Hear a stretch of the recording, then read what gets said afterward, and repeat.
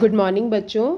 आज हम करेंगे अपने इंग्लिश में एडजेक्टिव्स और डिस्क्राइबिंग वर्ड्स। ठीक है, सबसे पहले हम समझते हैं कि एडजेक्टिव्स होते क्या हैं।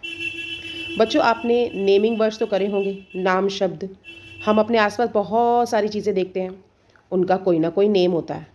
और डिस्क्राइबिंग वर्ड्स क्या होते हैं, जो इन चीज़ों के बारे में नेमिंग वर्ड्स को डिस्क्राइब करते हैं, उसके बारे में बताते हैं, उसके रंग के बारे में बताते हैं, उसके शेप के बारे में बताते हैं, आकार के बारे में बताते हैं। ठीक है, उसके संख्या के बारे में बताते हैं, वो कितनी संख्या में है। तो ये सब चीज़ें जो बताता है उन्हें हम कहते हैं डिस्क्राइबिंग वर्ड्स, या हम दूसरी भाषा में कहें तो adjectives. So what are adjectives? Adjectives are the words that tell about or specify about the naming words. They tell about its shape, tell about its color, tell about its number, quantity, quality. तो ये सभी बताते हैं adjective words. Now let's read the A caterpillar is a small creature.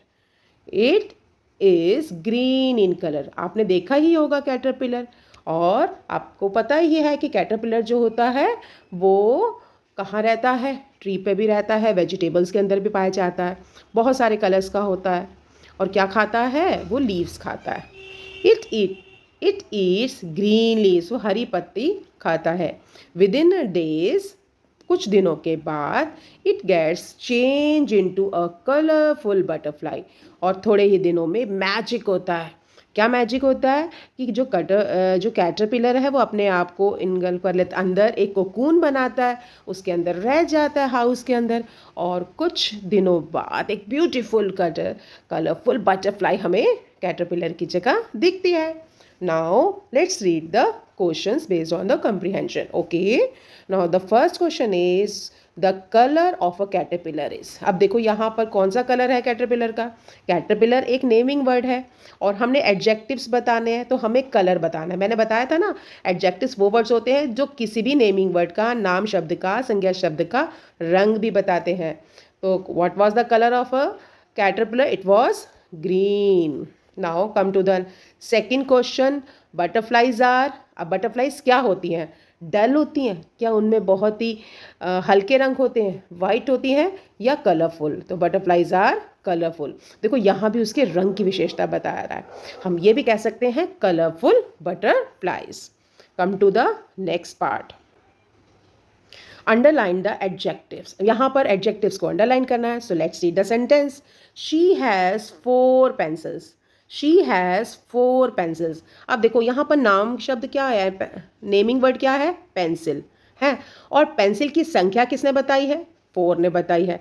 जैसा कि मैंने बताया था, वो क्या बताता है हमें? कलर, शेप और नंबर बताता है ना। एडजेक्टिव्स हमें नंबर बताते हैं। तो यहाँ नंबर दिया हुआ है 4, so here the 4 is an adjective.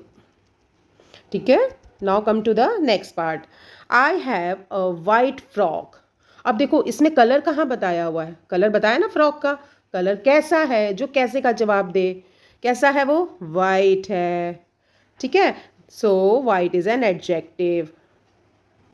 Come to the question number 4, you have to match the adjectives with the noun. तो ये सारे क्या हैं? नाउन है, और इनके गुण बताने हैं, मिलाने हैं हमें एक कॉलम से। तो सबसे पहला हम यहाँ से देखते हैं, हम उल्टा शुरू करते हैं राइट हैंड साइड से। क्या है? इट्स अ बोर्ड, और ये कौन सा कलर है? ब्लैक बोर्ड, तो हम इसको ब्लैक से मिलाएंगे। Now come to this, what is this? It is a sky. So what is the color of a sky? It's a blue sky. Next, snow, barf. Or what is the color of a snow? White crystal. And the last, these are tomatoes. So what is the color? What are the color of tomatoes? That is red color. तो देखा हमने कैसे आसानी से naming words को उनके colour के साथ मिला लिया। Now come to the worksheet number 2. Okay, in question number 1, fill in the blanks with the given adjectives. अब यहाँ पर आपको क्या करना है? नेमिंग वर्ड्स दिए हुए हैं, अब आपने उनको स्पेसिफाई करना है, ढूंढना है उनमें कौन सा गुण है, यानी कि adjectives. Now let's read the first sentence. I have a pair of dash socks. अब इसमें से ढूंढिए और बताइए। Purple, so I have a pair of purple socks. Now come to move to number 2। There are dash roses in the garden. देखो अब यहाँ पर रेड रोजेज भी आ सकता है, और अगर इन्होंने फिल इन द ब्लैंक्स नहीं दिया तो हम, क्योंकि ये रोजेज जो है वो बहुत सारे हैं, we can write many roses in the garden, क्योंकि ये संख्या क्या बता रही है, ये नंबर बता रही है। तो कई बार नंबर भी एडजेक्टिव होता है ना। कलर हमने बता दिया, रेड रोजेस हो गया, और यहाँ पर हमने संख्या भी बता दी। Now come to the move to the question number 3, part 3। There is a dash tree in the middle of the road. अब यहाँ पर क्या आएगा, बिग ट्री, है ना। और इसको हम क्या कह सकते हैं, ह्यूज ट्री। हम यहाँ पर ह्यूज भी लिख सकते हैं अगर नहीं दिया होगा। कुछ भी हम बिग लिख सकते हैं, ह्यूज लिख सकते हैं, इवन हम यहाँ पर टॉल वर्ड भी इस्तेमाल कर सकते हैं। ये सारा ही ट्री के बारे में बता रहा है, ठीक है। तो समझ में आ गई बात। तो हम यहाँ पर कैसे एडजेक्टिव्स लगाएंगे। Now come to the 4th sentence. This cat is very. अब यहाँ पर कैट की विशेषता बतानी है। जब आपके माइंड में कैट आता है, फॉक्स आता है, क्रो आता है, तो इनके साथ कुछ एडजेक्टिव हमेशा लगे होते हैं। तो यहाँ पर हम क्या इस्तेमाल करेंगे, यहाँ पर हम क्लेवर इस्तेमाल करेंगे, यानी कि समझदार, यानी कि बुद्धिमान, यानी कि अक्लमंद, ठीक है। तो ये जो गुण होते हैं ना, देखो जितने भी हम अपोजिट्स करते हैं, ठीक है, open and close, big and small, tall and short, ये सारे क्या है, ये हमारे एडजेक्टिव्स ही तो हैं। ऑपोजिट्स स्पेसिफाई कर रहे हैं नाउन्स को, नेमिंग वर्ड्स को। तो यहाँ पर जैसे अगर मैं फुलिश इस्तेमाल करूँ, डोंकी के लिए फुलिश इस्तेमाल होता है ना, फुलिश डोंकी, तो उसका अपोजिट है क्लेवर का अपोजिट क्या है, फुलिश है, मूर्ख। तो आपने ये देखा कि जितने भी अपोजिट्स हैं वो भी हम एडजेक्टिव्स की तरह इस्तेमाल करते हैं। और किसी की शेप बतानी हो, किसी का कलर बताना हो, किसी की क्वांटिटी बतानी हो, that is also come under the category of adjectives. Now come to the question number 2। यहाँ पर कुछ पिक्चर्स दी हुई हैं और उनके बारे में हमने एडजेक्टिव्स लिखने हैं। तो फर्स्ट देखो, शर्ट बहुत डर्टी लग रही है, so I have written dirty T shirt. Next shirt जो है वो बहुत क्लीन आ रही है, स्पार्कल कर रही है, चमक रही है, that is clean T shirt. देखो डर्टी का अपोजिट क्या हो जाएगा, क्लीन। यहाँ देखो हेयर आर वेरी शॉर्ट, तो हैव रिटन शॉर्ट हेयर। यहाँ हेयर लंबे हैं, तो have written long hair. Small house, अब स्मॉल का अपोजिट क्या होता है, बिग हाउस। क्या आप देख रहे हैं जो मैंने अभी बात बताई, ये सारे अपोजिट वर्ड्स हैं। Opposite words are used as an adjective. So come to the next part. Old car, new car, cute rabbit and fat cat. Now come to the third part. In this you have to circle the adjectives. तो सबसे पहले हम जो words हैं, जो adjectives हैं, जो describing words हैं, उनके बारे में जानेंगे। तो हम circle words को पढ़ते हैं। small, देखो small क्या होता है, छोटा, ठीक है। उसके बाद आ जाएगा large। small का अपोजिट भी क्या होता है, large होता है ना,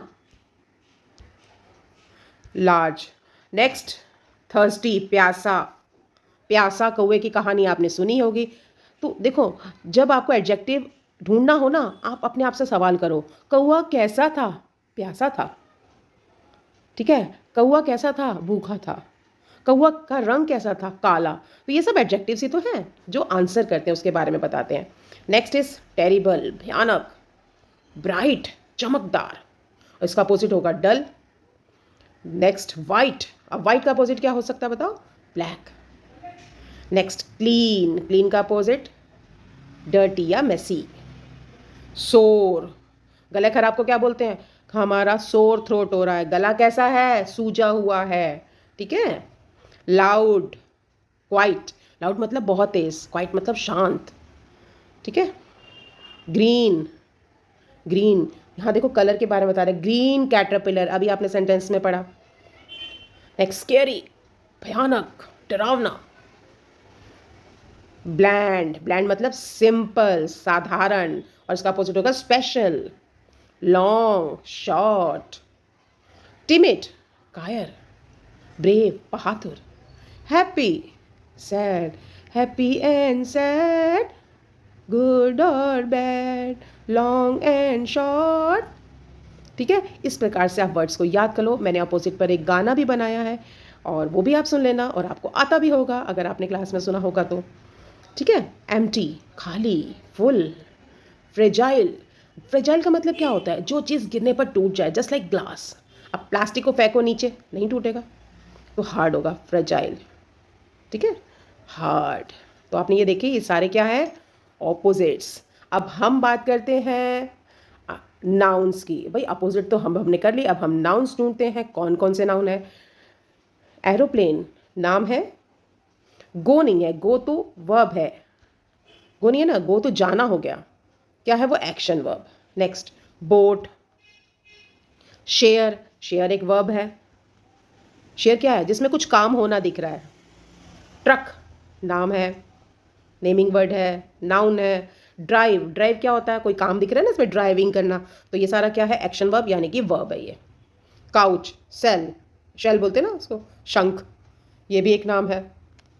क्रश करना, उसको अच्छी तरह से निचोड़ना, तो ये एक वर्ब है। नेक्स्ट है शाइन, ये भी एक वर्ब है। फ्लोर, फर्श, यस ये नाउन है। स्टोर, स्टोर भी होता है हमारे घर में, और स्टोर को हम एक एक्शन वर्ब की तरह भी यूज़ करते हैं, स्टोर करना, इकट्ठा करना। फिंगर नाउन है। Next, music. अब म्यूज़िक इसमें आएगा, म्यूज़िक एक नाम है। प्ले, खेलना, ये तो वर्ब है। ट्री नाम है किसी का, ठीक है। और वाटर, ये भी किसी का नाम है। फेस, ये भी नाम है। मूव एक वर्ब है। शेल नेम है। हेयर किसी का नाम है। कट, ये एक एक्शन वर्ब है, ठीक है। ईट, ये भी एक एक्शन वर्ड है। स्नीज, छींकना, ये भी एक एक्शन वर्ड है। बुक, ये नाम है।